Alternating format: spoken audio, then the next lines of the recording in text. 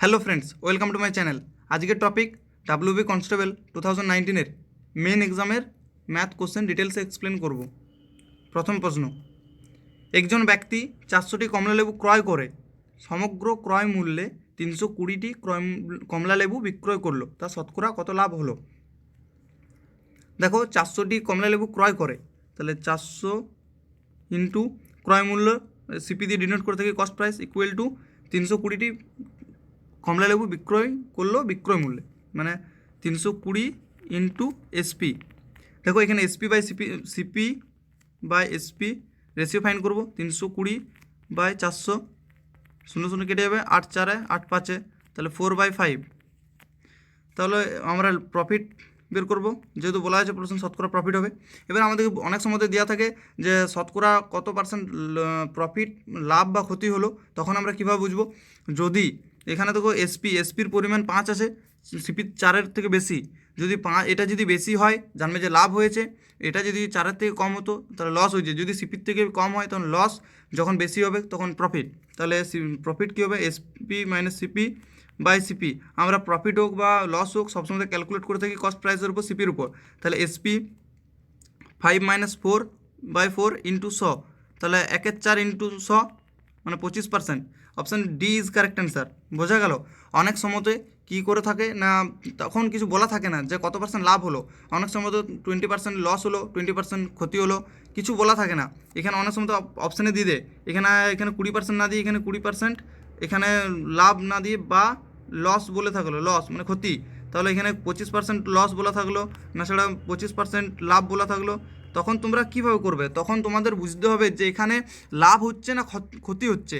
তাহলে দেখো এখানে সিপি যেহেতু কম আছে এসপির থেকে, তাহলে এখানে প্রফিট হয়েছে। আবার অনেক সময় কী থাকে, যখন এসপি কম হচ্ছে সিপি বেশি, তখন কিন্তু লস হচ্ছে। ঠিক আছে, এইরকম করে অনেকের এক্সাম টাইমে অনেক ভুল হয়ে থাকে, তখন একদম এক্সামের প্রেসার থাকে, তখন একটু প্রবলেম হয়। তাই বলছি বিবেচনা করে ভেবে চিনতে অ্যান্সারটি তখন ক্লিক করো। ঠিক আছে, পরের প্রশ্ন, দুটি সংখ্যার সমষ্টি 13 এবং বিয়োগফল 3 হলে বৃহত্তম সংখ্যাটি কত? দেখো এইরকম যখন ম্যাথ থাকবে না, দুটি সংখ্যার যোগফল বা সমষ্টি দিয়ে থাকবে, তখন ধরে নেবে X plus Y equal to 13 আর বিয়োগফল X minus Y equal to 3। দেখো তখন যখন এটা বারবার প্র্যাকটিস করে নেবে, তখন তোমাদের আর এগুলো লেখার প্রয়োজন হয় না, ডাইরেক্ট মুখে মুখে হয়ে যাবে। দেখো প্রথমে কিন্তু কনসেপ্ট কীভাবে হচ্ছে সেটা বলি, তারপরে শিখে নাও। দেখো এখানে বড় যখন বৃহত্তম সংখ্যা বের করতে বলবে, তখন যখন এক্স প্লাস ওয়াই আর একটা এক্স মাইনাস ওয়াই থাকবে, ঠিক আছে, তখনই হবে, মানে যোগফল এবং বিয়োগফল দেওয়া থাকবে, নতুবা কিন্তু এটা অ্যাপ্লাই হবে না। ওকে, দেখো 13 যখন বৃহত্তম সংখ্যাটি বের করবে, তখন 13 প্লাস 3 মানে 13 প্লাস 3/2 করে দিতে হবে। আর যখন ক্ষুদ্রতম সংখ্যা বলবে, 13 মাইনাস 3/2 বলে দিতে হবে। তাহলে দেখো 13 3 16, 16/2 8, আর 13 মাইনাস 3 10/2 5, তাহলে বৃহত্তম সংখ্যা 8, ক্ষুদ্রতম সংখ্যা 5। দেখো এদের বিয়োগফল করলে 3 আসছে, এদের যোগফল করলে 13 আসছে। বোঝা গেল? না সেটা তোমরা কী করবে, এটা সমান আনবে, এই মাইনাস এখানে প্লাস কেটে দেবে, তাহলে 2x ইকুয়াল টু 13 3 16, তখন x ইকুয়াল টু তোমরা বের করবে 8 মানে 16/2, আবার এই 8 মানটা এখানে পুট করবে, তাহলে X plus Y equal to 13, তো X equal to Y 13 minus Y মানে 8, তখন 5। তোমরা এইভাবে বের করবে না, এত কিছু করার কোনো প্রয়োজন নাই। যখন তোমরা এটা বারবার প্র্যাকটিস করবে না, তখন ডাইরেক্টলি হয়ে যাবে না 13 প্লাস 3/2 বৃহত্তম সংখ্যা, 16/2 8, আর ক্ষুদ্রতম সংখ্যা 13 মাইনাস 3/2 মানে যে 10/2 মানে 5। এত কিছু করার কোনো প্রয়োজন নাই, এটা ম্যাক্সিমাম 5 সেকেন্ড সময় নেবে এটা করতে। পরের প্রশ্ন, দেখো এটা তো একদমই সোজা, ত্রিকোণমিতির দিকে ফর্মুলায় দিয়েছে ডাইরেক্ট, সাইন স্কোয়ার এ প্লাস কস স্কোয়ার এ ইকুয়াল টু কত? 1, এটা তো সবাই জানে, এটা ফর্মুলাতে আসে। শুধু এই একটা ফর্মুলা নয়, হয়তো পরের এক্সাম যখন 2021-এর মেন এক্সাম হবে, তখন এটা দিতে পারে যে সাইন স্কোয়ার এ দিয়েছে না, তখন এটাও দিতে পারে। বাকি আরও যে ফর্মুলাগুলো আছে, tan square theta plus 1 equal to sec square theta, এটা দিতে পারে, নতুবা এটাও দিতে পারে cot square theta plus 1 equal to cosec square theta, এটা দিতে পারে। বোঝা গেল?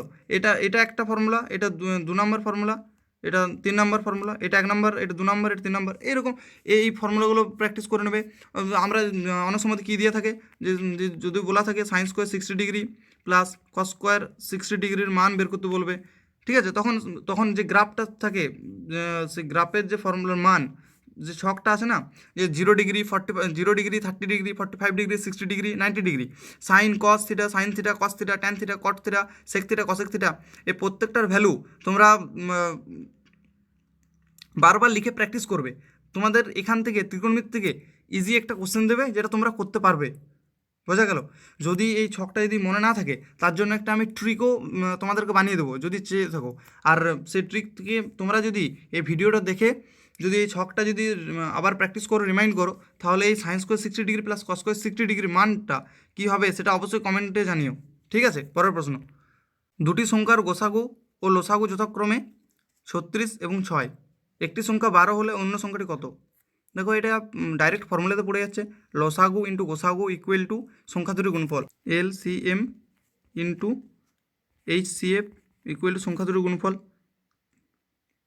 12 একটা আর একটা এ ধরলাম, তাহলে LCM 36 into 6 equal to 12 into এর মান বের করলো 12 3 36, তাহলে 18 হলো, 6 3 18, A equal to 18। Option A is correct answer. বোঝা গেল? এটা ডাইরেক্টের ফর্মুলা আছে যে লসাগু ইন্টু গোসাগু ইকুয়াল টু সংখ্যা দুটির গুণফল। বাস, ইজি প্রশ্ন। পরের প্রশ্ন, ঘন্টায় 54 কিমি বেগে একটি ট্রেন 270 মিটার লম্বা সেতু অতিক্রম করে, সরি এটা সেতু লেখা আছে, সেতু হবে, সেতু অতিক্রম করে 30 সেকেন্ডে, ট্রেনটির দৈর্ঘ্য কত? দেখো আমরা একটা ফর্মুলা জানি যে ভেলোসিটি ইকুয়াল টু বা স্পিড, বেগ equal to distance by time. বেগ equal to distance by time, তাহলে ট্রেনটির দৈর্ঘ্য যে ডিস্টেন্স আছে, দেখো একটি ট্রেন 270 মিটার লম্বা একটু সেতু অতিক্রম করছে, মানে এখানে ট্রেন নিজের দৈর্ঘ্যটা অতিক্রম করেছে প্লাস সেতুর দৈর্ঘ্যটা অতিক্রম করেছে, তাহলে এখানে ডিস্টেন্সটা হবে কত না, বেগ তো দেওয়া আছে 54, তাহলে 54 ইকুয়াল টু ডিস্টেন্স মানে 270 প্লাস ট্রেনটির দৈর্ঘ্য L বাই 30 সেকেন্ড। দেখো এখানে প্রত্যেকটা অ্যান্সার কিন্তু দেখো মিটারে দেওয়া আছে, মিটারে দেওয়া আছে, আর এটা তো সেকেন্ডে দেওয়া আছে, তাহলে আমাদের এই 54 যে আছে 54 কিমি পার ঘন্টা বেগটাকে আমাদেরকে মিটার পার সেকেন্ডে করতে হবে। কীভাবে করতে হবে না, 5/18 দিয়ে গুণ করতে হবে। দেখো অনেক সময় তো এটা প্রবলেম হয়ে থাকে যে মিটার পার সেকেন্ড থেকে কিলোমিটার পার আওয়ারে করতে গেলে কত দিয়ে গুণ করতে হবে, আবার কিলোমিটার পার আওয়ার থেকে মিটার পার সেকেন্ডে করতে গেলে কত দিয়ে গুণ করতে হবে। দেখো সবসময় এটা জেনে রাখবে, যখন বেশি কিলোমিটার পার আওয়ারটা বেশি তো তখন মিটার পার সেকেন্ডে করতে গেলে সবসময়তে কম দিয়ে গুণ করবে না, 5/18 দিয়ে গুণ করবে, কম দিয়ে গুণ করবে, সেটা হচ্ছে 5/18, এটা কম ভ্যালু। আর যখন এই সাইডে যাবে মিটার পার সেকেন্ড থেকে কিলোমিটার পার সেকেন্ডে আওয়ারে যাবে, কিলোমিটার পার আওয়ারে যাবে, তখন বেশি দিয়ে গুণ করবে, বেশি মানে 18/5, এটা বেশি। এটা কীভাবে আসছে না, 1 ঘন্টা সমান কত হয়ে থাকে 3600 সেকেন্ড, আর 1 কিলোমিটার হয়ে থাকে 1000 মিটার, তো তাদের রেশিওটা এটা। বোঝা গেল?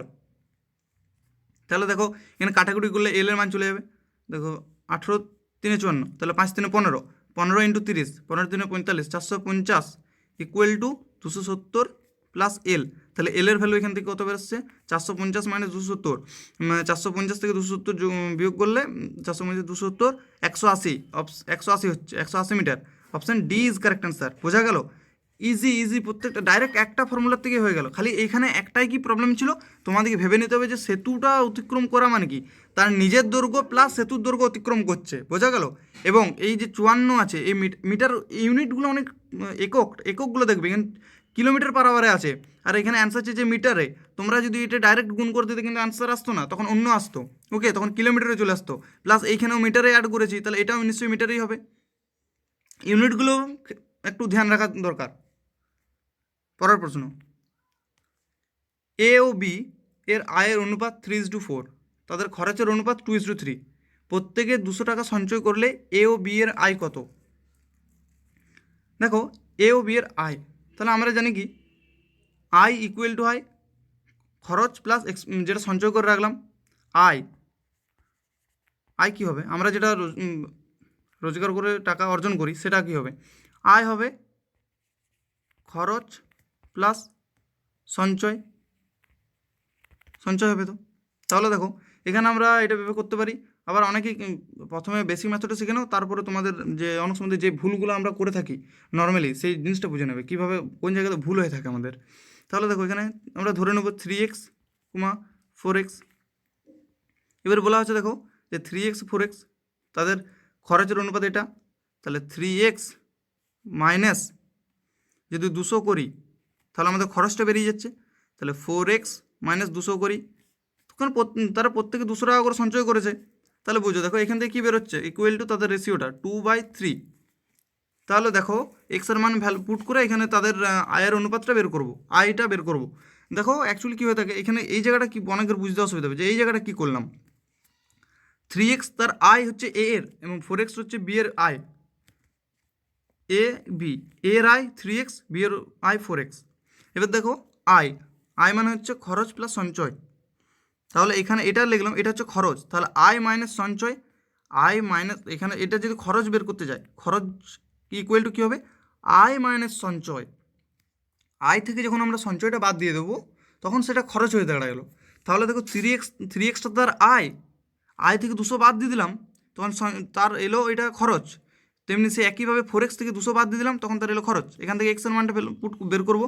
তাহলে দেখো এখানে যদি গুণ করি 4 দুগুণে 8, এটা 3 3 9, 9x, 3 দুগুণে 600, 600 ইকুয়াল টু 2 দুগুণে 4, 4x, সরি 8x মাইনাস 2 দুগুণে 400, তাহলে 8x এধারে যাবে, তো 9x মাইনাস 8x, তাহলে x আর মাইনাস 400 প্লাস 600 মানে যে 200, তাহলে এক্সের ভ্যালু 200। তাহলে দেখো 3x, তাহলে 3 দুগুণে 600, 4x 800, তাহলে option A is correct answer. বোঝা গেল। আবার অনেকের এক্ষেত্রে কী প্রবলেমটা হয়ে দেখো যে 3x 3:4 আছে ও তাদের খরচের অনুপাত 2:3। তাহলে দেখো 3 থেকে 2 হচ্ছে এক রেশিও কমছে, এক রেশিও বরাবর 200 দিয়েছে এর ক্ষেত্রে। 4 থেকে 3 হচ্ছে তাদের ক্ষেত্রেও দেখো এক রেশিও বরাবর 200 দিয়েছে। তাহলে এক রেশিও বরাবর যদি 200 হয়ে থাকে তাহলে 3 দুগুণে 600, 4 দুগুণে 800। কিন্তু না, এটা অনেক সময় ভুল হয়ে থাকতে পারে, বিভিন্ন ক্ষেত্রে বিভিন্ন কন্ডিশন চেঞ্জ করে দেয়। এখানে দেখো 2:3 দিয়েছে, এবারে তাদের খরচের অনুপাতটা যদি অন্য হয়ে যেত, অনুপাত মানে কি, তোমরা ধরো এখানে 2:3 মানে কি 20 টাকা হয়েছে ধরো খরচ ধরলাম, যদি 20 টাকা হয়ে থাকে 30 টাকা হয়ে থাকে তাহলে 2:3 হচ্ছে না। এটা যদি অনুপাতটা চেঞ্জ করে দিত, ধরো 50 টাকা হয়েছে কারুর 60 টাকা হয়েছে, তাহলে 5:6 হয়েছে, তখন কিন্তু চেঞ্জ হয়ে যাবে। তোমরা কিন্তু এই ছোটো ছোটো ম্যাথগুলো তখন এইভাবে করবে, এখানে বেশি ক্যালকুলেশন নেই। আর তোমাদের যদি এটার যদি ট্রিক্স শিখতে হয় অবশ্যই আমার কমেন্টে জানিও, আমি নিয়ে আসবো। পরের প্রশ্ন, একটি চিড়িয়াখানায় কিছু সংখ্যক সিংহ এবং কিছু সংখ্যক টিয়া পাখি আছে, তাদের মাথার সংখ্যা 100 এবং পায়ের সংখ্যা 290, সেখানে কতগুলি টিয়া পাখি আছে? এটা একটা ইম্পর্ট্যান্ট প্রশ্ন এবং ইন্টারেস্টিং প্রশ্ন। দেখো তোমরা অনেকে XY ধরে করবে, ওকে, তো দেখো এখানে এটা করার একটা আলাদা অ্যাপ্রোচটা শেখো। এখানে দেখো টিয়া পাখি চেয়েছে, টিয়া পাখি কতগুলো আছে সেটা চেয়েছে। যখনই আমাদেরকে টিয়া পাখি চেয়েছে তখন তার অপোজিটকে আমরা ধরে নিতে হবে। এখানে কে আছে? সিংহ। সবগুলোই যদি সিংহ হতো, মানে 100টা মাথা সবগুলোই যদি সিংহ হতো তাহলে টোটাল পায়ের সংখ্যা হতো 400, 100 ইন্টু 4, 100 ইন্টু 4 মানে 400 পায়ের সংখ্যা হতো। তাও কিন্তু অ্যাকচুয়ালি পায়ের সংখ্যা হচ্ছে 290, মানে কতগুলো বেশি? 110টা বেশি। 110টা বেশি কেন? দেখো এখানে সিংহর 2টো করে পা বেশি আছে, তাই না? কিন্তু টিয়া পাখির 2টো করে পাও কম আছে। বোঝা গেল? টিয়া পাখির 2টো করে পা কম আছে বলে 110 কম হয়েছে। বাই 2 করলে 55 ইজ দ্য কারেক্ট অ্যান্সার, টিয়া পাখি। যদি এখানে সিংহ চেয়ে থাকতো তখন সবগুলোকে আমরা টিয়া পাখি অ্যাজুম করে নিতাম, তাহলে 100 ইন্টু 2 200, কিন্তু 90টা বেশি। কারণ কি? সিংহর 2টো করে পা বেশি, টিয়া পাখির পা কম 2, তাই 2 দিয়ে ভাগ করতাম, তখন 45/2 90/2 ইকুয়াল টু 45, তখন 45 অ্যান্সার হতো। কিন্তু এখানে টিয়া পাখি চেয়েছে, option A is correct answer, 55 is the correct answer. পরের প্রশ্ন,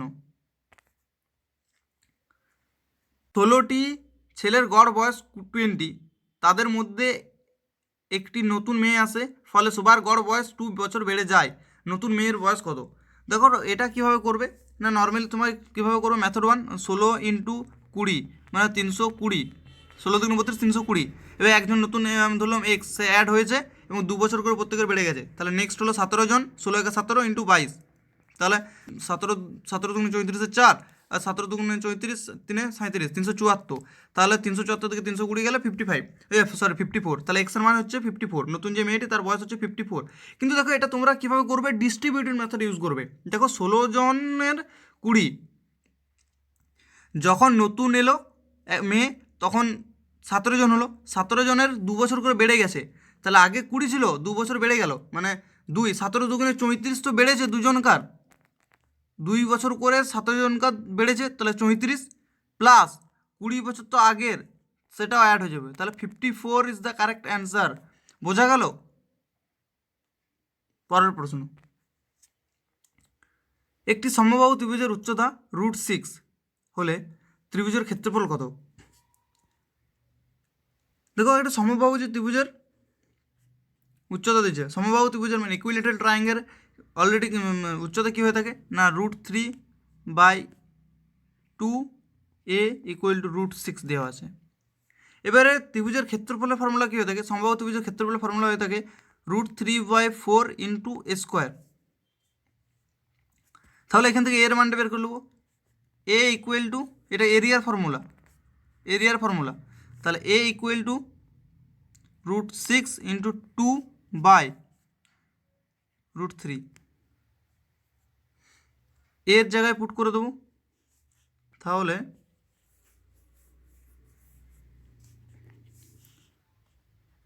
√3/4 ইন্টু, তাহলে এখানে এর মান কত ছিল না √6 × 2 √3, তাহলে 6 × 2/3 হয়ে যাবে, 2 দুগুণে এটা কেটে যাবে, তাহলে 3, তাহলে এরিয়া হয়ে যাবে option B is correct answer. বোঝা গেল? সমবাহু এখানে শুধু ফর্মুলা মনে রাখলেই হবে, আর কিচ্ছু না। যেহেতু উচ্চতা চেয়েছে, তাহলে উচ্চতার ফর্মুলা লিখে দিলাম √3/4a, √3/2 × a, সেটার ইকুয়াল করে দিলাম √6, সেখান থেকে এর মান বের করলাম, সেই এর মানটা ত্রিভুজের ক্ষেত্রফল ফর্মুলা হয়ে থাকে সমবাহু ত্রিভুজের √3/4 × a², তাহলে এর মান পুট করলাম, তার হোল স্কোয়ার করলাম, সেখান থেকে কাটাকুটি করে অ্যান্সার বেরিয়ে গেল √3 is the correct answer. Option B is correct answer. বোঝা গেল? পরের প্রশ্ন, দেখো একটা সিরিজ এইরকম প্রবলেমগুলো কীভাবে সলভ করবে? দেখো প্রথমে এটা ভেঙে নিতে হবে। কীভাবে? এই লসাগু আছে, লসাগু করে নিলাম, তাহলে 2, তাহলে 2 একে 2 একে 3, তাহলে 3/2 ইন্টু, নেক্সট হবে দেখো 4/3, তারপরেরটা হবে লসাগু করলে 5/4, এরকম করে বেড়ে বেড়ে কত হবে শেষে? 88, নিচে হবে, উপর হবে 89। যখনই এরকম থাকবে না, তখনই দেখো কী হবে না এই 3, এই 3, এই 4, এই 4, এই 5, তারপরে এইভাবে কেটে কেটে কেটে কেটে যাবে, তাহলে ওভারঅল পড়ে থাকবে এই উপরেরটি আর এই নিচেরটি, তাহলে 89/2 মানে 44.5, 44.5 is the correct answer. Option B is correct answer. অনেক সময় তো দেখবে এখানে মাইনাস হয়ে থাকে, এখানে মাইনাস, এটাও মাইনাস, সিরিজটা মাইনাসে আসে, তখন কী হবে? প্লাসের ক্ষেত্রে এইটা প্রথমে লসাগুটা করার পর এইটা মানে এইটা শেষের উপরেরটা বাই নিচের এইটা, কিন্তু এটা মাইনাসের হতো, তখন মাইনাসের হলে এইটা বাই এইটা হতো মাইনাসের হলে। বোঝা গেল? এটা মোস্ট ইম্পর্ট্যান্ট। পরের প্রশ্ন, 20 লিটার দুধ ও জলের মিশ্রণে 10 লিটার দুধ আছে, তাহলে ওই মিশ্রণে কত লিটার জল মেশালে জলের শতাংশ হবে 25%? দেখো এটা কীভাবে করবে। মেথড 1, এখানে বলেছে 20 লিটার দুধ, তাহলে 10% জল আছে, তাহলে ওয়াটার ইজ টু মিল্ক ধরলাম, তাহলে 10% দুধ ও জলের মিশ্রণে 10% জল আছে, তাহলে জলের পরিমাণ 10%, তাহলে এখানে 10 এবং 100 - 10 মানে 90 হচ্ছে মিল্ক, তাহলে 1:9 রেশিওতে আছে, তাহলে 1:9 রেশিওতে আছে, যেহেতু 10% ওয়াটার বলা আছে 1:9, মিল্কের পরিমাণ হবে, এদের যোগফল কত হলো 10, মিল্কের 9 × 20 মানে 18 লিটার, তাহলে মিল্ক হলো 18 লিটার, ওয়াটার হলো 2 লিটার, তাহলে না কত লিটার জল মেশালে জলের শতাংশ 25% হবে? তাহলে দেখো জল মেশানো বলেছে, তাহলে ধরলাম 2, ওয়াটার আছে 2 + x লিটার ওয়াটার মেশানো, জল মেশানো হলো আরও, তখন 25% হবে, বাই 18 = 25% জল, এবং 100-100-র মধ্যে যদি 25% জল হয়ে থাকে, তাহলে আর 75% রইলো 75%, তাহলে 25 × 3 = 75, তাহলে 2 + x বা 18 = 1/3, তাহলে 3 × 6 + 3x = 18, তাহলে ক্যালকুলেশন করলে কী হবে? 3x = 12, x equal two 4 litre is the correct answer. বোঝা গেল? এটা মেথড 1 হলো। এবারে আমি যে মেথডটা বলছি সেটা নতুন অ্যাপ্রোচ, সেটা কনস্ট্যান্ট প্রোডাক্ট রেশিও। এটা কীভাবে করবে দেখো, এখানে বলা আছে যেটা এখানে কনস্ট্যান্ট প্রোডাক্ট রেশিও মানে এখানে দুটোর প্রোডাক্ট কনস্ট্যান্ট আছে। এখানে দেখো জলের পরিমাণটা চেঞ্জ হচ্ছে, কত লিটার জল মেশালে তখন হবে জলের পরিমাণ 25%। তাহলে জলের পরিমাণটা চেঞ্জ হচ্ছে মানে এখানে মিল্ক আছে কনস্ট্যান্ট আছে। এখানে 10 লিটার ওয়াটার আছে, তাহলে অ্যাকচুয়ালি 90% মিল্ক আছে, 90%। দ্বিতীয় ক্ষেত্রে যখন 25% বলি যে জলের পরিমাণ 25% বলা আছে, তাহলে মিল্কের পরিমাণ কত আছে? 75% আছে মিল্কের পরিমাণ। প্রথমে 90% মিল্ক ছিল এবং সেটা কমে 75% মিল্কে দাঁড়ালো। তাহলে 90 থেকে 75 মানে 15/90 মানে 1/1590, 1/6। 1/6 কমলে 1/5 বাড়ে। কার 1/5 বাড়বে? 20-এর 1/5 বাড়বে। তাহলে 20 ইন্টু 1/5, তাহলে 5 4 20, তাহলে 4 litre. Option A is correct answer. দেখো এটা তোমরা মুখে মুখে করতে পারতে, 90% জল আছে মানে 90% মিল্ক আছে এবং 25% হয়েছে, তাহলে 75% মিল্ক হয়েছে, তাহলে ওয়াটার হয়েছে 25%, মিল্ক হবে 75%। তাহলে 90 থেকে 75 15% কত দেয়? 90%। তাহলে 1/6, 1/6 যদি কমে 1/5 বাড়ে। 1/5 কার বাড়বে? না 20-এর 1/5 বাড়বে। Option A is correct answer. দেখো এটা সিম্পলি করে নিতে পারবে, এত ক্যালকুলেশন করার কোনো প্রয়োজন নেই, মুখে মুখে করে নিতে পারবে। তোমরা যদি এই মেথড শিখতে চাও অবশ্যই কমেন্টে জানিও। পরের প্রশ্ন, বার্ষিক 12% সরল সুদের হারে কত বছরে একটি নির্দিষ্ট পরিমাণ অর্থ দ্বিগুণ হবে? দেখো এইটা তোমরা ফর্মুলা ধরেও করতে পারো, PTR/100 equal to Y interest. এই ফর্মুলা ধরেও করতে পারো, নতুবা তোমরা এটা সিম্পলি করে নিতে পারো। কীভাবে? দেখো এখানে অপশানগুলো দেখো। প্রথমে ফর্মুলা ধরে করো, যদি প্রিন্সিপালটা 100 ধরি, তাহলে সময় চেয়েছে সুদের হার 12/100 ইকুয়াল টু আয়ের পরিমাণ যেগুলো দ্বিগুণ হবে বলেছে, তাহলে 100 দ্বিগুণ হতে গেলে আর 100 চাই, তবেই তো দ্বিগুণ হবে। এইটা প্লাস এইটা ইকুয়াল টু 200 হবে। তাহলে দেখো 100 কেটে গেল, তাহলে টি ইকুয়াল টু কত দাঁড়ালো? 100/12। তাহলে 12 × 8 = 96, 8 বছর।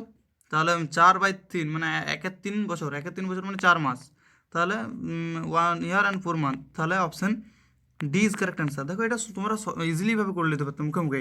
যদি তোমরা এখানে শুধু প্রিন্সিপালটা 100 ধরে নিতে, তাহলে 100-র 12% ধরে দ্বিগুণ হতে গেলে 100 হতে গেলে কত করে লাগবে? তাহলে আরও 100 ইন্টারেস্ট হয়েছে, তাহলে ইন্টারেস্টকে তুমি 12 দিয়ে ভাগ করতে, তাহলে 12 × 8 = 96, তাহলে 8 বছর হলো।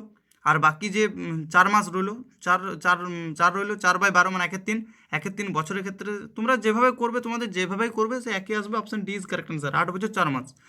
এটা এটা তোমাদের বেসিক মেথড করতে গেলে তোমাদের একটু সময় নেবে, আর কিচ্ছু না। পরের প্রশ্ন, 25 জন লোক 4 দিনে আয় করে 810 টাকা, 12 জন লোক 15 দিনে কত টাকা আয় করবে? এটা দেখে তোমরা জানো man into day into hour by work, এই ফর্মুলাটা আছে। তাহলে দেখো এইখানে পুট করে দেবো, তাহলে M1 D1 করে দিলাম H1।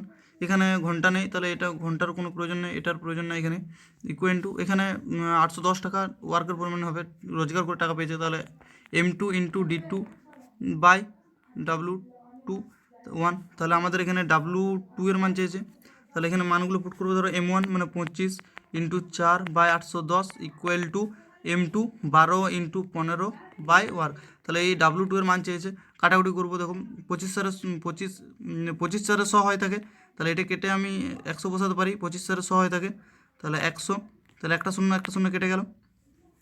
তারপর নেক্সট 5 2 5 3 2 6, তাহলে W2 কী হবে না 81 ইন্টু 5 3 6 3 18, 81 × 18, 81 × 18 গুণ করলে 18 × 18 8, তাহলে 81 × 18 যদি গুণ করা হয়, সেটা option B is correct answer, 1458 টাকা কারেক্ট অ্যান্সার হবে। ওকে, বোঝা গেল? এটা simply formula M1 D1 × H1/W1। এই ফর্মুলা সিম্পলি, যেহেতু এখানে ঘন্টা নেই তাই ঘন্টার বাদ দিয়ে দিলাম, কোনো ব্যাপার নেই। সহজ প্রশ্ন। পরের প্রশ্ন, কোনো সংখ্যা হতে তার 40% বিয়োগ করলে বিয়োগফল 300 হবে। দেখো এটা একদমই ইজি প্রশ্ন। দেখো 300 বিয়োগফল বলেছে, তাহলে কোনো একটা সংখ্যা নিশ্চয়ই 100%, তার 40% বিয়োগ করলে 300 হবে। 40% বিয়োগ করা হচ্ছে মানে 100 থেকে 40% চলে গেলে মানে 60% রইলো। তাহলে 60% যদি 300 হয়ে থাকে, তাহলে 1% কত হবে? 60 × 5 = 305 হবে। তাহলে 100% কত হবে 500। তো তোমরা এক্স ধরেও করতে পারো, কোনো প্রবলেম নেই, কিন্তু এটা ইজি থাকলাম তাই আমি এই মেথডটা দেখালাম। Option A is correct answer. তোমাদের এক্সামের সময় যতটা কম সময় লাগাতে পারবে ততই তোমাদের সুবিধা। কারণ দেখো এই কোশ্চেনগুলো যদি তোমার কম্পিটিটার সবাই করবে, কিন্তু তুমি যদি এখানে 20 সেকেন্ড লাগানোর থেকে তুমি যদি 10 সেকেন্ডে করে নিতে পারো, তাহলে তোমাদের 10 সেকেন্ড বাঁচলো, সেই 10 সেকেন্ডে আরেকটা ম্যাথ করে নিতে পারবে, আরও কিছু সময় বাঁচলো, তাই না? পরের প্রশ্ন, এ এবং বি এর বর্তমান বয়সটির সমষ্টি 55 বছর, তাহলে 10 বছর আগে তাদের বয়সের অনুপাত 4:3। এ এবং বি এর বর্তমান বয়স কত? যেহেতু বলা হচ্ছে এ বি এর বর্তমান বয়স হচ্ছে 55, তাহলে 10 বছর আগে, তাহলে 10 বছর আগে কত হবে না 20 বিয়োগ করবো, কারণ এরও 10 বছর কমবে, বি এরও 10 বছর কমবে, তাহলে টোটাল 20 বছর কমে যাবে 55 থেকে, তাহলে কত রইলো 35। এবারে বলা হচ্ছে 10 বছর আগে তাদের বয়সের অনুপাত 4:3। এবার 4 আর 4 আর 3 7, তাহলে 7 রেশিও বরাবর যদি 35 হয়ে থাকে তো 1 রেশিও কত হবে 5, 7 5 35, 5। তাহলে তাদের এজ হবে কত 4 5 20, আর এটা হবে 15। তাহলে এবারে বলেছে বর্তমান বয়স কত, তাহলে 10 বছর আগের এটা, তাদের প্রত্যেকের সাথে 10 যোগ করে দেবে, এটার সাথে যোগ, এটার সাথে 10 যোগ, তাহলে 30, আর এটা হচ্ছে 25, যেটা অপশান ডি এ আছে। Option D is correct answer. Easy প্রশ্ন, বোঝা গেল? পরের প্রশ্ন, এটা আরও সহজ। যখন √49 √49 7 হবে, 7 যখন 39 এসে যুক্ত হবে √6 36 হবে, 36-এর 6 হবে, যখন 19 + 6 যোগ হবে 19-এর 6 25 হবে, 25-এর আন্ডাররুট যখন হবে 5, তাহলে 5-এর সাথে 11 যোগ হবে √16 হবে, 16-এর হচ্ছে 4, 4 যখন 5-এর সঙ্গে যুক্ত হবে √9 হবে, তো 9-এর 3 হবে। Option D is correct answer. এটা একদমই প্রসেস, খালি কি তোমাদের এক একটা রুট এই সাইড থেকে ভেঙে ভেঙে ভেঙে ভেঙে যেতে হবে, আর কিচ্ছু না, এখান থেকে ভেঙে ভেঙে যেতে হবে, ঠিক আছে? তোমাদের খালি 1 থেকে স্কোয়ার জানার, 1 থেকে 50 পর্যন্ত স্কোয়ার তোমাদেরকে মনে রাখা দরকার, স্কোয়ার, আর 1 থেকে 30-র কিউব মনে রাখা দরকার, কিছু প্রাইম নাম্বার মনে রাখা দরকার, কিছু অ্যাভারেজ জেনে রাখা দরকার 1 থেকে 50, কিছু প্রাইম নাম্বার জেনে রাখা দরকার 1 থেকে 100-র মধ্যে কতগুলো প্রাইম নাম্বার আছে, এই বিভিন্ন ধরনের যেগুলো আছে সেগুলো তোমাদের মনে রাখতে হবে, কারণ তোমাদের এক্সাম সময়ে এত কিছু ক্যালকুলেশন করার সময় পাবে না। আর তোমরা যদি স্কোয়ার কিউব মনে রাখতে পারো অনেকটা হেল্প হবে এক্সামের সময়ে, ঠিক আছে? পরের প্রশ্ন, এবং শুধু ম্যাথে না, রিজনিংয়ের ক্ষেত্রেও তোমাদের সুবিধা হবে।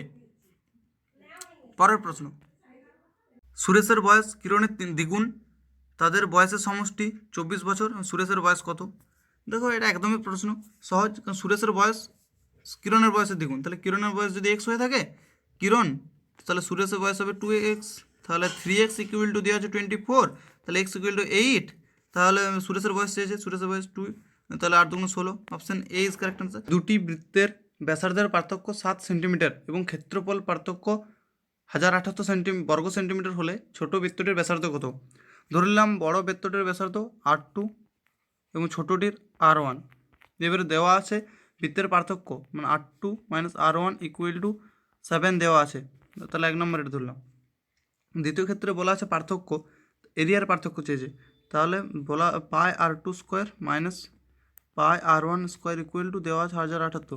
তাহলে এখান থেকে যদি আমরা পাইকে কমন নিয়ে R2 - R1 যদি a² - b² যদি ফর্মুলা ইউজ করি, মানে a+b একবার a - b একবার যদি ইউজ করি, দেখো তাহলে কি দাঁড়াচ্ছে পাই, তাহলে R2² - R1² যদি এখানে ফর্মুলা লাগাই এটা, তাহলে কি হবে না R2 - R1 into R2 + R1 equal to 1078, তাহলে 22-এর 7 বাই R2 - R1 অলরেডি 7 আছে, 7 বসালে into R2 + R1 equal to 1078।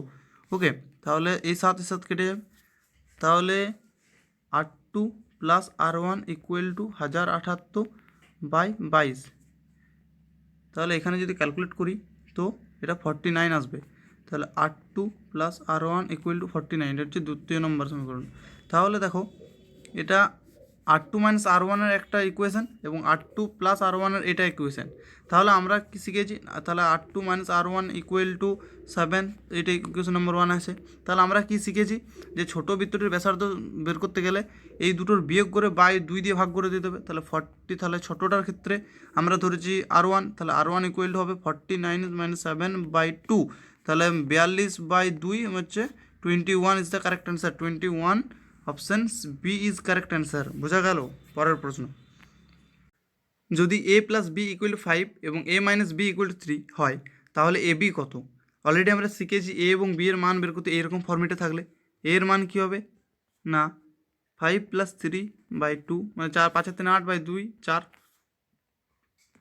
B হবে 5-3/2 মানে 1, তাহলে এ ইন্টু বি কত হবে 4 তাহলে option D is correct answer. বোঝা গেল? যদি ভালো লেগে থাকে অবশ্যই লাইক করো এবং সাবস্ক্রাইব করো, এবং এই 2021-এর মেন্সের জন্য প্রিপারেশন এখানে স্টার্ট করব, এবং ওয়্যারলেস অপারেটরের এবং সুপারভাইজারেরও প্র্যাকটিস সেট দেবো, থিওরি নিয়ে আসবো তোমাদের জন্য। চ্যানেলটি সাবস্ক্রাইব করে নিয়ে থাকো, অবশ্যই সাবস্ক্রাইব করো। Thanks for watching.